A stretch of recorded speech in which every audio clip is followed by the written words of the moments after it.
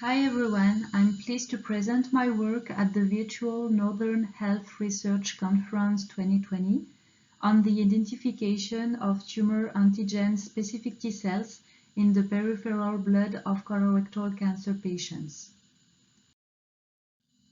Colorectal cancer is the third most commonly diagnosed type of cancer in both men and women, with more than 1.8 million new cases worldwide in 2018. Recognized as a multi-step developing disease, the symptoms of colorectal cancer may take years to appear, resulting in a delay in diagnosis and treatment. The clinical outcome of patients depends on cancer stages. For example, it has been reported that patients with stage 1 colorectal cancer having undergone tumor resection have limited risk of relapse after surgery, whereas the mortality rate at 5 years is 87% for patients with stage 4. This makes early identification and the implementation of appropriate treatment of paramount importance in reducing incidence of mortality. Immune cells are able to recognize tumor cells because these ones express markers called tumor antigens that are not found on normal cells. Interactions between the immune system and the tumor are now recognized as key determinant of clinical outcome in colorectal cancer. Human cell subsets form a complex network and crosstalk in different ways within the tumor. A score predicting the clinical outcome of patients has been developed and is based on the quantification of T cells in both the tumor core and invasive margin.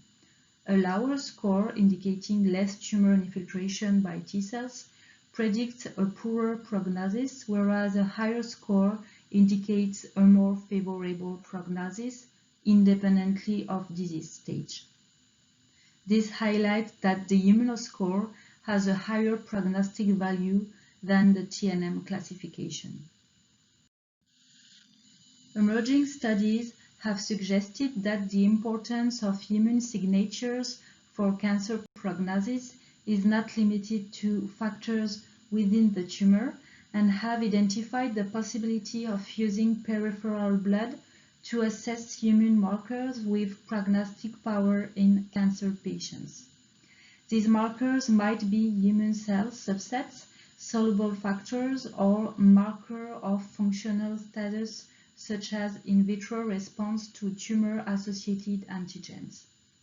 For example, in melanoma, we can see that the presence of IL-17 and IL-4 produced by CD4 T cells in response to melanoma is associated with poor survival.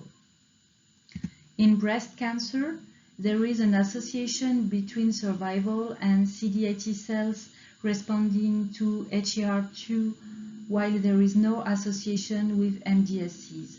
But by combining responses to HER2 and MDSCs, we can see that the prognostic power is enhanced. In colorectal cancer, little is known about the immune profiles of cells in peripheral blood. And so our hypothesis is that immune parameters in the peripheral blood of colorectal cancer patients will also be informative for patient outcome as well as the immunoscore and have a prognostic value, with the added advantage to be reassessed over time for monitoring patient treatment responses and early detection of relapse. Our preliminary data are based on the identification of tumor-associated antigen-specific T cells in the blood of colorectal cancer patients. For that, we collected blood from patients and we isolated PBMCs. To address whether or not circulating T cells are able to recognize colorectal cancer antigens, PBMCs were stimulated in vitro with pools of overlapping peptides representing the antigen MUC1, HTERT, NY-ESO1, and CEA.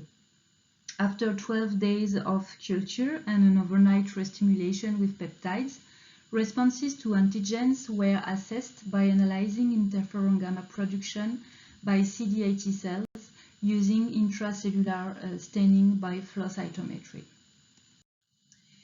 Here is the flow cytometry data of a representative healthy control on the first row and a representative patient on the second one. The x-axis represents CD8 T cells and the y-axis represents interferon gamma. The first plot represents the non-restimulated PBMCs, so our negative control, and the last two plots in B are our positive control as the PBMCs were stimulated with CEF and PMA ionomycin. CEF is a mix of cytomegalovirus, Epstein-Barr virus, and influenza virus, to which the majority of patients and controls are expected to respond. So while only a small fraction of CD8 T cells from the control produced interferon gamma when stimulated with MUC1, but not with any other antigens, a higher fraction of CD8 T cells from the patient produced interferon gamma following stimulation with each of the antigen tested. The figure C summarizes our findings for the 5 patients and 3 controls. So T cells responding to MUC1, HTERT, NYSO1, and CEA were present in 3, 1, and 5 colorectal cancer patients, respectively, whereas only one response to antigens, and this is MUC1, was found in one single control. When responses to antigens are put together, 83.3% of responders are patients and 100% of non-responders are control. To conclude, the presence of circulating T cells responding to CEA in all patients, but also to MUC1 and HTERT in 3 patients, suggests these antigens are good targets in colorectal cancer. Our findings provide a rationale to investigate the prognostic value of these antigen-specific T cells in the peripheral blood of colorectal cancer patients, and to consider vaccination with these antigens to boost or induce responses to control residual tumor post-surgery.